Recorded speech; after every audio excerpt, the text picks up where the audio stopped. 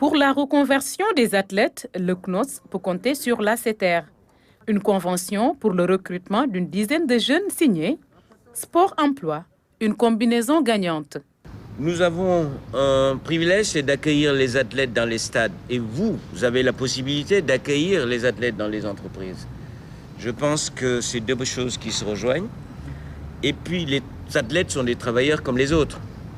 Nous allons recevoir 4000 athlètes pour les JOJ 2026, 2000 hommes, 2000 femmes. Nous allons recevoir également beaucoup de monde de la communauté des médias. Je pense que si la pompe s'amorce bien, grâce, et je le remercie, et je le taquine, et je l'en félicite, Stéphane, nous a permis d'avoir cette cérémonie. L'initiative de la société d'exploitation du TER est saluée. La structure devrait servir d'exemple. Toutes les entreprises du Sénégal doivent se mobiliser pour embaucher à temps partagé des athlètes. Car c'est comme ça qu'on permettra à ces athlètes d'à la fois se perfectionner dans leur sport, et le Sénégal peut mériter des médailles d'or aux Jeux Olympiques de la jeunesse, et en même temps de vivre de leur sport et de faire vivre leur famille. C'est pour ça qu'à l'ACETER, la société d'exploitation du TER, nous sommes très heureux d'embaucher prochainement une dizaine d'athlètes. Comme ça, nous aurons à terme plusieurs athlètes qui seront recrutés. Nous sommes à l'ère de l'emploi des jeunes, c'est dans l'air du temps, et toute initiative qui vise à permettre à la jeunesse sénégalaise de trouver des moyens de s'insérer est vraiment quelque chose que nous attendons. Cette signature s'est faite en présence du ministre français du Commerce.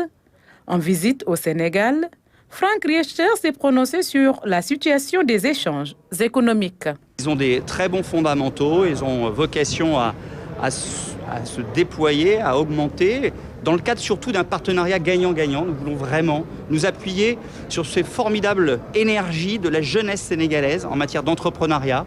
J'étais tout à l'heure un peu plus tôt à évoquer la question de la formation des jeunes avec l'initiative de Trace TV qui s'appelle Trace Academia, qui vise à offrir aux plus jeunes le moyen de pouvoir se former aux métiers qui sont demandés par les entreprises sénégalaises, les entreprises françaises qui embauchent ici au Sénégal. C'est une formidable opération que soutient la France. Et bien évidemment, je continuerai tout à l'heure à rencontrer des jeunes, et moins jeunes d'ailleurs, entrepreneurs sénégalais qui s'inscrivent dans la volonté du président Macky Sall de développer, déployer l'économie ici au Sénégal avec le soutien de la France à travers notamment l'opération Choose Africa qui vise, à la demande du président Macron, de soutenir l'entrepreneuriat africain.